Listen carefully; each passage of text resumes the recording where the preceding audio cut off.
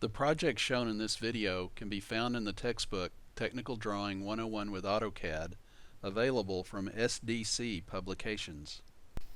The line command. I'm going to show you how you can draw lines using the AutoCAD line command. There's several ways that you can actually access the line command, so I'm going to show you 5 popular ways to do it.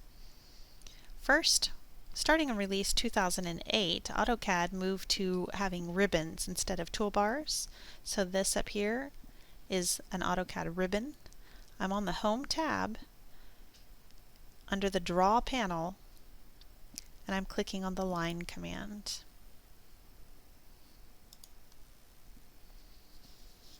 Notice how it's prompting me right there at the cursor to specify the first point.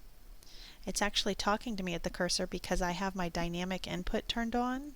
In release 2006, AutoCAD introduced the dynamic input option. And with this, it actually talks to me at the cursor, so you can see what commands AutoCAD has active and what it's looking for you to do next. That's with dynamic on. If I come down here and click on the dynamic icon on the status bar, I can turn it off, and you can see it no longer prompts me at the cursor. It's only prompting me at the command line. If I turn it back on, it's prompting me at the cursor as well as the command line. I'm going to do the rest of this video using the dynamic input, so I'm going to be leaving it on. So that's the first way that you can start the line command. Another way that you can start the line command is using the toolbars. So I'm using the Draw toolbar.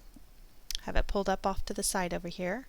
The top icon is the line command.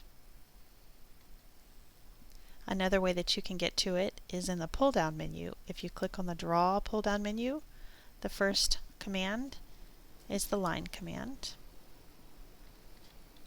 Another option is to type the word line, and I've started the line command. And lastly, even easier than typing the word line is just typing the letter L and enter, and I've started the line command. I'm going to demonstrate 5 methods that you can use to draw lines with the dynamic command on. The methods that I'm going to be showing you are absolute, relative, polar, direct entry, and polar tracking. I'm going to start with an absolute coordinate. Now what absolute means is it's coming from 0, 0. In other words, on the Cartesian coordinate system, the origin, which right now is being represented by this little UCS icon, this represents 0, 0, so all of my coordinates when I'm using an absolute coordinate are going to start from this 0, 0, come over along the X, and up along the Y. So I'll start the first one using the line command up here on the ribbon. It says specify the first point. I'm going to type in 2, 2. So it came over 2 along the X and up 2 along the Y. Notice what I have here. Now that it knows the starting point, I have what's called the rubber band effect. It knows where I want to start that line, but it doesn't know where the next point is going to be. So it's kind of a rubber band effect here. The next thing I'm going to do is I want to type in an absolute coordinate to draw the next point of that line. When you have dynamic input turned on, it does not assume that the next coordinate that you type in is absolute. It assumes that it's relative, and we'll talk about relative next. But to make a coordinate absolute, whenever you're typing in commands in AutoCAD, you're going to put in the pound sign. That pound sign tells AutoCAD, okay, we're going to start back at 0, 0 again. And we're going to type in the coordinate. So 10, 2. And you can see I made a straight line. So it came over 10 on the x-axis and up 2 on the y-axis. I'm going to do it again with the pound sign. 10, 8. So and that one came over 10 along the x, 8 along the y, starting at our origin, which is 0, 0. So that is the absolute coordinates. The next option we're going to do are relative coordinates. Now with a relative coordinate, I'll start the line command with the toolbar. The first point that it's asking for has to be an absolute coordinate. Every first point that you give is going to be an absolute coordinate because I don't have any relative coordinate to come from. So I'm going to type in 2, 3. So that first point that you give it is coming from 0 over 2 up 3. The next thing I'm going to do though is I'm going to tell it a distance. I'm not going to put in a pound sign, which is forcing it to be absolute. When you have dynamic on, it assumes that this next one is relative unless you put in that pound sign.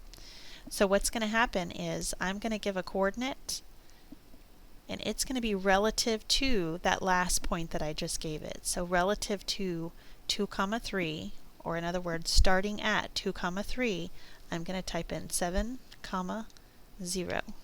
No pound sign.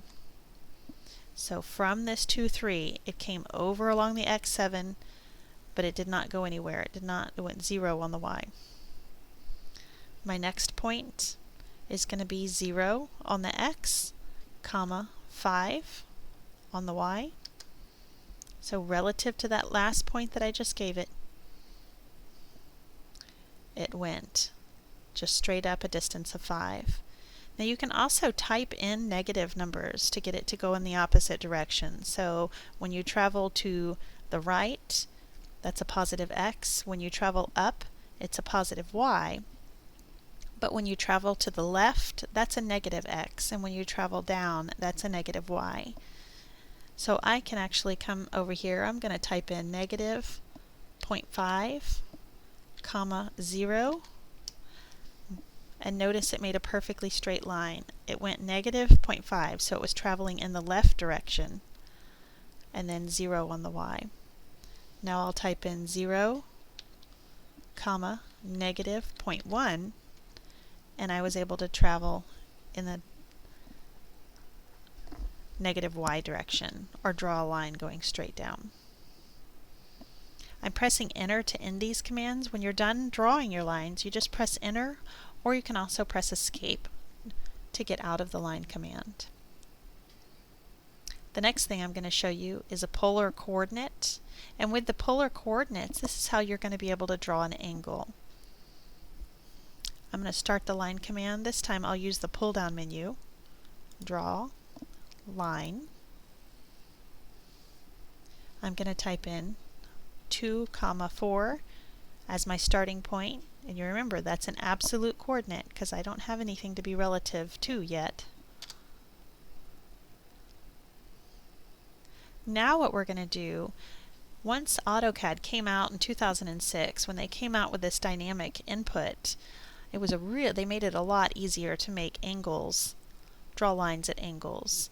So really all I have to do here, you see there's 2 different fields. It's telling me to specify the next point. One says 4.7992, that's the distance of my line.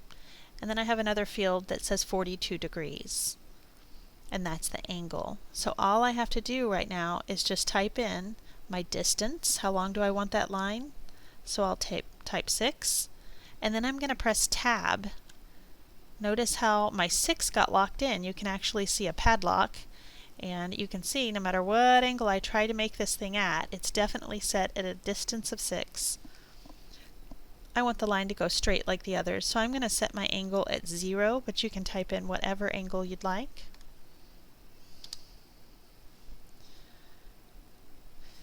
And then again, I'm going to draw another line. So this one is going to be 4, tab, 90 degrees to make a perfectly straight line. I'm done with this command, so I'm going to press enter to end the command. The next step that we're going to do is DirectEntry, and this is actually how you draw most of your lines. It's good to know what a relative coordinate, an absolute coordinate, and a polar coordinate, what each one of those are, but how we actually do our drawings is we'll start off with an absolute coordinate, or we'll just kind of click where we want it to start, and then we use DirectEntry. And with DirectEntry, what you're doing is you're actually just pulling your mouse in the direction that you want to go, and you're typing the distance. So I'm going to use the line command. I'll just type in the word line at the command line. And for this one, I'm going to start my line at 2, 5. You can really click anywhere. I'm just, for the sake of this exercise, keeping it uniform. So I'm typing in 2, 5. And then notice I can just pull this in any direction that I'd like to go and specify a distance. One thing I'm going to do now is turn on my ortho. And that you can either click this button down here, or you can press F8 on your function keys on your keyboard. What ortho does for me is it ensures that I make a perfectly straight line.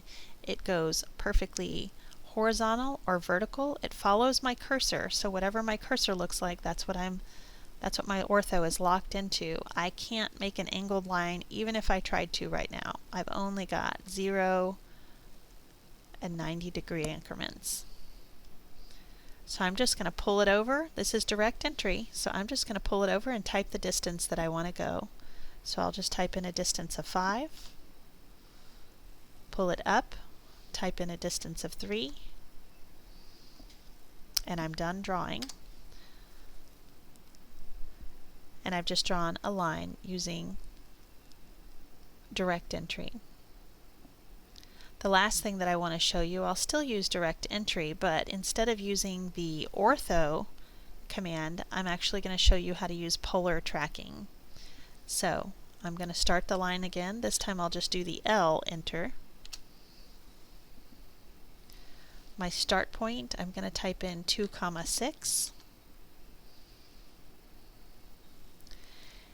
And right now I still have ortho turned on. I need to turn off ortho, and I can turn on polar.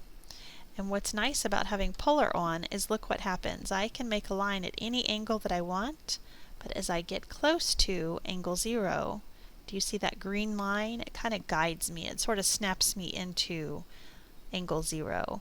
AutoCAD is just assuming if you're that close, you're probably wanting to make a straight line. So it helps you to make a straight line, but it doesn't lock you into it the way that, or I should say a horizontal line, but it doesn't lock you into it the way that ortho does. So I can still make any angle I'd like, but as I get up into 90 degrees, then I have the option.